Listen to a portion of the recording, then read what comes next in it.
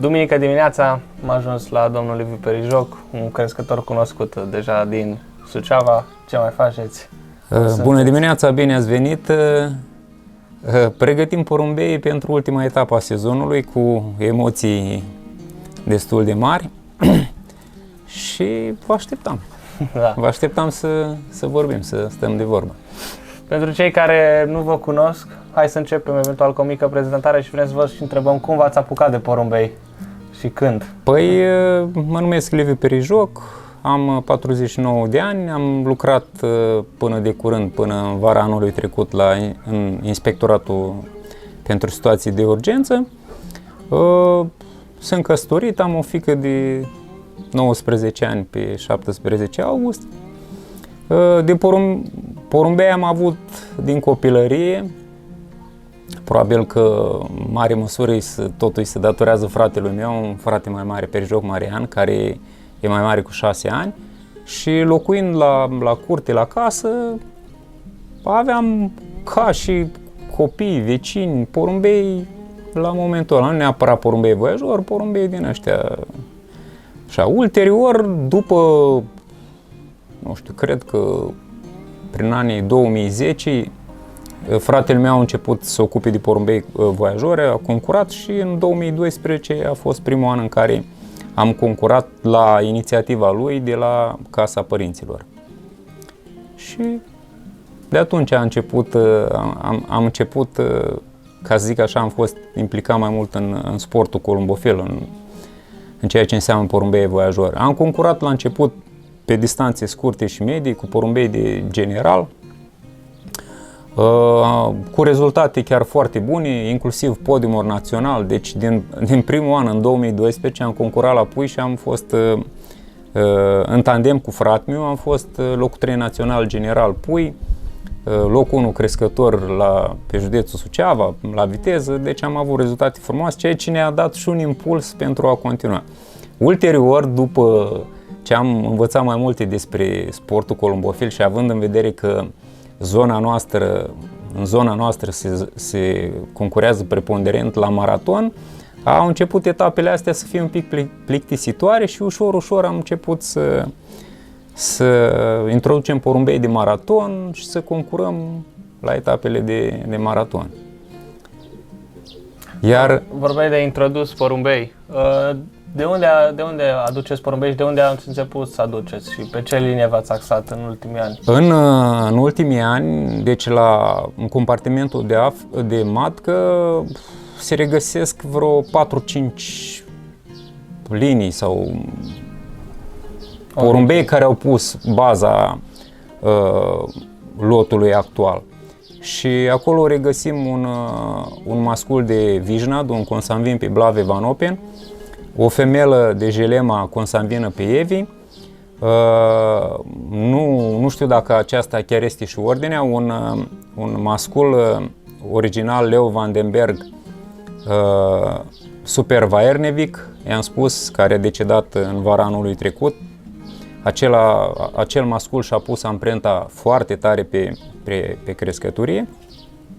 După care, în anul 2018, au fost introduși niște porumbei de la Rufin Van Buel, pe porumbei 75% Battenburg Van de Merwe, lucrați pe linia lui Marseille Queen, Whitbook 153, și Matador 2 Internațional Barcelona în 2013.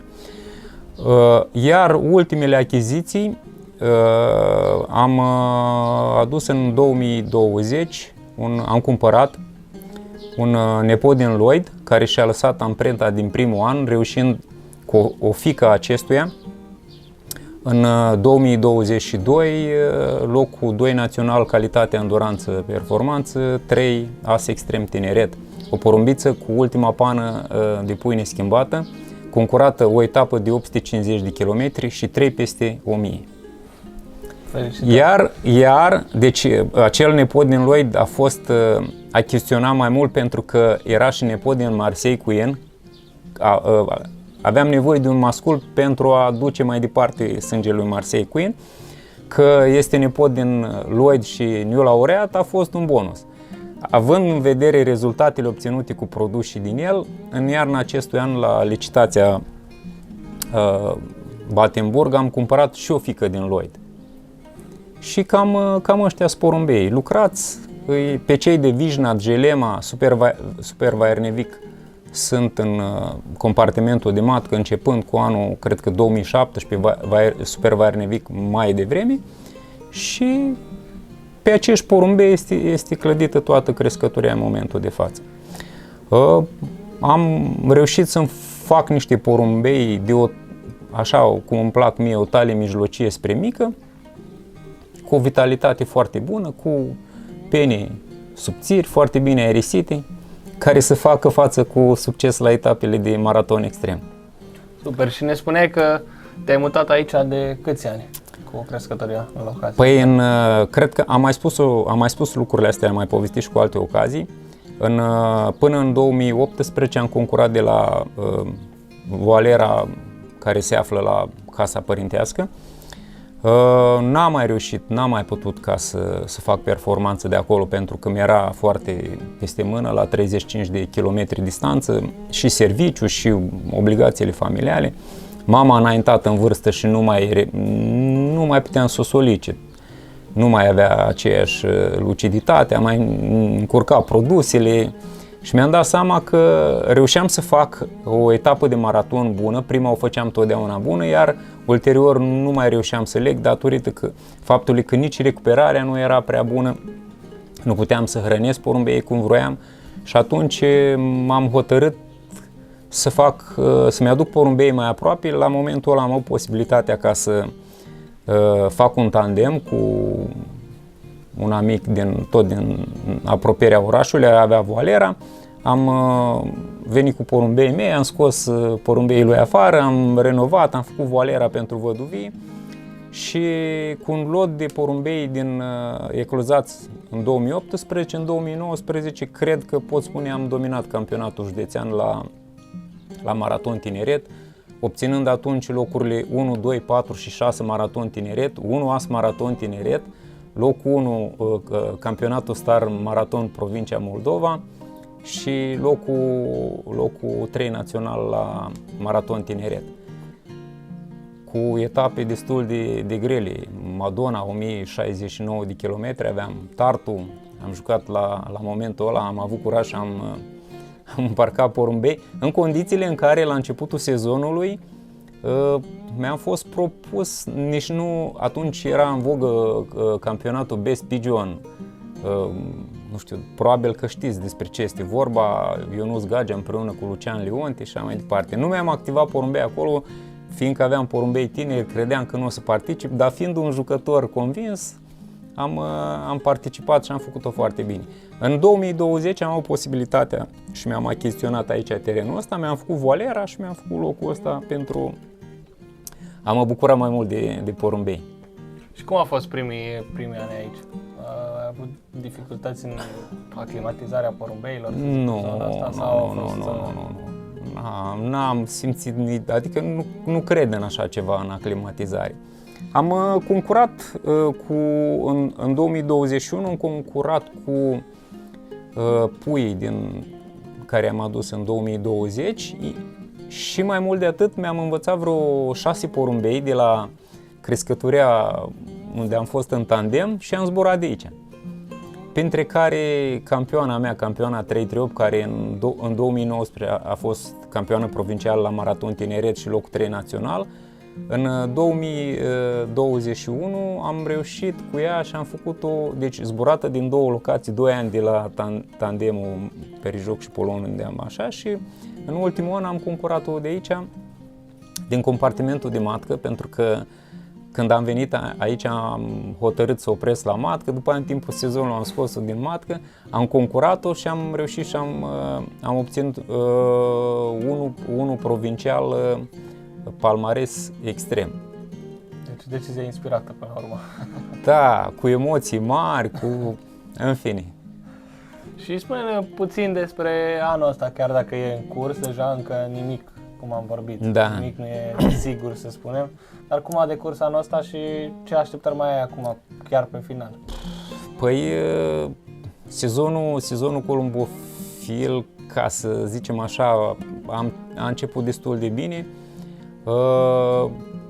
Primul maraton, rezultate foarte bune, cu locul 4, 8, 12 pe lansare.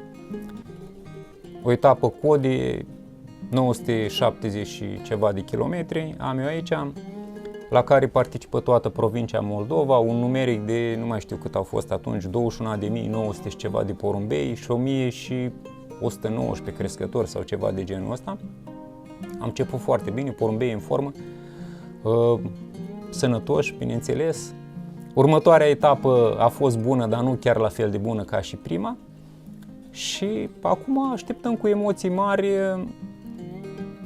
ultima etapă, Bârzaio și Berlinul, cu șanse reale la mai multe categorii, și la tineret, și la campionatul Gold, și la as extrem, tineret și matur, la extrem palmares, as extrem palmares, adică sunt multe. Sunt cărți pentru Da, pentru Maltica. Acum o să vedem cum o să fie etapa. Etapa, din ceea ce se vede acum pe prognozele meteo, se arată că o să fie destul de dificile, ceea ce și cred că îmi doresc, adică să fie niște etape un pic mai, care să solicite porumbei. Da. Spune-ne puțin, vrem să te întrebăm despre cum arată o săptămână la tine sau premergătoare unui concurs în ceea ce privește pregătirea, cum îi antrenezi, ce mâncare le dai, Păi putem să începem atunci cum aveți și voi în catalogul de la CES Pharma cu ziua sosirii din concurs sau lucrurile sunt, încerc, ca zic așa, de la an la an, căpătând mai multă experiență și maturizându-ne ca și columbofili, realizăm că lucrurile trebuie ținute într-un mod așa cât mai simplu, nu foarte complicat. Și asta, nu știu dacă e bine să zic, cred că ajungem să ne dăm seama când avem și porumbei foarte buni. Pentru că am încercat în anii din urmă, neavând porumbei foarte buni, am încercat cu multe produse. Nu reușeam să realizăm dacă produsele nu sunt ceea ce trebuie sau porumbei. Și atunci, trecând ani și ajungând în momentul de față cu câțiva reproducători foarte buni și făcând o familie bună de porumbei, am înțeles că lucrurile trebuie ținute mai simple. Cel mai important, din punctul meu de vedere, este starea de sănătate, calitatea porumbeilor, bineînțeles, starea de sănătate și, bineînțeles, și pregătire. Dacă vorbim aici de hrană, de alimentația porumbeilor,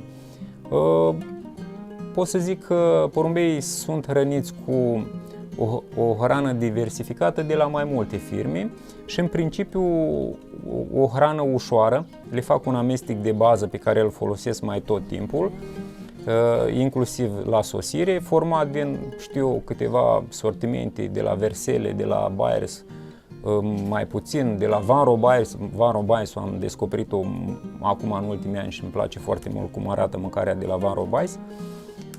Undeva unde se adaugă la acest amestec ușor un 20% mâncare sport. Aici, dacă vorbim de mâncare sport, un Champions Plus, ceva de genul ăsta. Dar 80% este mâncare ușoară, 57% de la Van Robais. Am mai folosit Keep 2, de exemplu Jerry Plus o aldată, un amestec din așa. Iar în zile premergătoare concursului, în funcție de dificultatea etapei, încercăm să încărcăm porumbeii cu energie, cu mâncare, cu grăsimi. Revenim la produse, încercăm să folosim mai multe produse care să asigure o stare de sănătate a porumbeilor, mai mult produse naturiste, ceea ce se întâmplă și pe perioada din afara concursului, adică perioada de iarnă. Iar în sezon, consider că sunt foarte importante și esențiale produsele pentru recuperare. Și când vorbim de recuperare, vorbim de electroliți, aminoacizi, proteină, bineînțeles, pentru o recuperare mai rapidă, Produse gen Sedocol pentru protecție hepatică, pentru ficat, folosim iodul, folosim produse inclusiv, bineînțeles că și multe produse Chest Pharma mi-au plăcut cum arată, începând cu Sanocestul, dezinfectant pentru apă, pentru gușă, probioticele, uite, am omis probioticele care sunt foarte importante. De la Chest, Moractivul cu detoxul mi se pare un produs foarte bun, îl folosesc cred că de 2 sau de 3 ani. Nu știu ce am mai omis. Health Oil-ul, foarte important. Nu mai zic. Nu mai iese porumbei din cadă. Da, foarte bună sarea de baie, chiar baie, bineînțeles, o dăm la porumbei tot timpul, dar de când folosesc sarea de baie de la Chest Pharma, acolo am înțeles că tu ai fost așa, chiar văd că porumbeii se simt mult mai bine, adică au așa tendința de a rămâne acolo în cadă și a zăbovi, a relaxa. Spune, faci vreodată baie în ziua îmbarcării? Nu. E o întrebare Nu. mai controversată, să zic. Am văzut interviurile și ale tale, al lui tata, am văzut și alți crescători care obișnuiesc să facă chestia asta. N-am făcut-o niciodată până acum. Nu știu, cred că nici anul ăsta nu o să fac. Nu știu ce părere să am despre chestia asta. Nu cred că ar avea ce să le facă rău, dar nu știu nici dacă îi ajută foarte mult. Păi dacă stăm și ne gândim, poate să le relaxeze musculatura, ceea ce nu știu dacă ne dorim foarte mult înainte de etapă. Iar pe partea cealaltă, ca un plus care ar putea să-l aducă, ar fi o îmbunătățire a calității penajului. Ceea ce nu sunt chiar foarte sigur dacă este foarte necesar înainte de etapă, dar este foarte importantă după sosire. În principiu, bineînțeles, nu în ziua sosirii, în următoarea zi, obligatoriu pun baie. Chiar am fost întrebat de Ionuț, că suntem aici și discutăm foarte mult și zice, bă, da, există a doua zi, dacă le pui să facă baie, nu fac chiar toți, că mai sunt unii mai obosiți. Și prefer să facă baie și să-i recuperez cât mai repede pe cei care au venit mult mai bine, care sunt mai importanți. Ceilalți or să facă după câteva zile sau în următoarea săptămână. Super. Hai să vedem crescătoria, dacă se poate. Da, bineînțeles, cum să nu, cu mare drag. Așteptăm să vedem și niște porumbei. Deci acesta este nepotul din Lloyd, care am povestit mai devreme, a fost achiziționat pentru că era nepot din Marseille Queen. L-am achiziționat la recomandarea prietenului meu, Ciprian Ianoș, care este unul dintre sfătuitorii mei când vine vorba de achiziții. Și s-a dovedit a fi o recomandare bună și o achiziție reușită. Porumbelul e talie mijlocie, foarte iute, cu o vitalitate foarte bună, echilibrat, uitați-l că nici nu stă în mână. Și văzând atâtea referințe din Lloyd, în Belgia și în Olanda, din nou anul ăsta, referințe foarte bune la Adfort, nu mai știu, locul 1 la internațional PAU, la Battenburg-Van de Merwe, nu mai știu la ce etapă, tot a avut în prime pe lansare. Foarte multe referințe din Lloyd. Am hotărât și am cumpărat și fica din Lloyd. Și mai mult de atât v-am povestit despre femela consanguină pe Vijnad, este aceasta, o super porumbiță. Probabil că în toamna aceasta o să fie împerecheată cu Vijnadul ăsta de 2014. Ei sunt cam de același nivel. Reprodus, de ce el este reprodus din doi nepoți de-a lui Blav Ivan Open, femela la fel. O femelă foarte faină, talie mijlocii, cu aripă la fel, foarte bine ventilată, puternică, brațul scurt, penaj foarte bun. Abia aștept să vedem ce produs o să ne dea. Super. Bineînțeles, din campioana 338 am vreo 3 fii și vreo 3 fiice oprite în matcă. Mai sunt niște semifrați cu ea și bineînțeles am făcut foarte repede, în momentul în care am descoperit că nepotul din Lloyd reproduce foarte bine, anul trecut în toamnă l-am împercheat cu cea mai bună zburătoare a mea cu campioana 338 și produsii lor încerc să-i bag în porumbeii mei. Și în ritmul ăsta cred că reușesc ca să îmbunătățesc materialul genetic. Ce pot să zic? Mulțumim pentru vizita asta, mulțumim că ne-ai primit. Mă bucur că ați venit. Niște super porumbei, niște super linii de porumbei, putem spune la matcă, ne arăta niște super porumbei. Despre asta o să mai vorbim în săptămâna cealaltă, la sfârșitul săptămânii viitoare, o să vedem. Sperăm să ne întoarcem cât cât de curând, anul viitor, să ai succes acum pe final. Da. Mulțumesc frumos și îi salutăm pe cei de acasă și mult succes tuturor columbofililor și să ne vedem sănătoși. Salutări!